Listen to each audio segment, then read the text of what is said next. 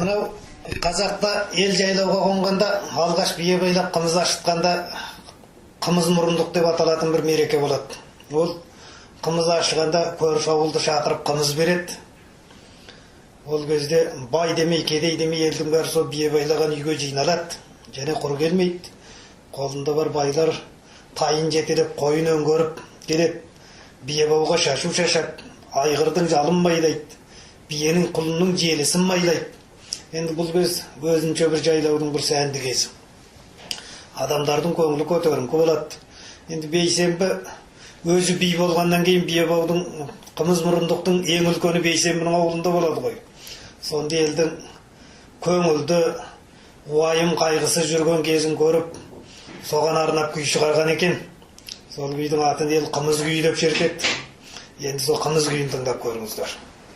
Бейсенбінің қымыз күйін тартып берейін.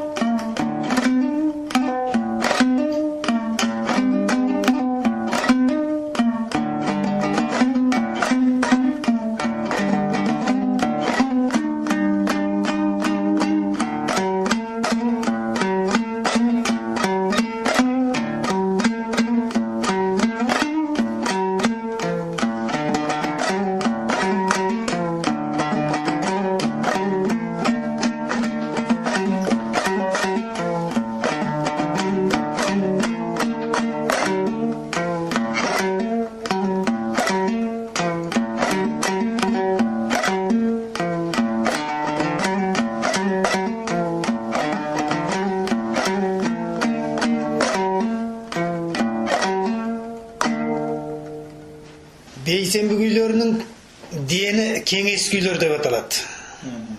Аңыздағы айтуы бойынша бейсенбіде 40 кеңес болған деп айтады. Одан да көп деп айтады. Кейбір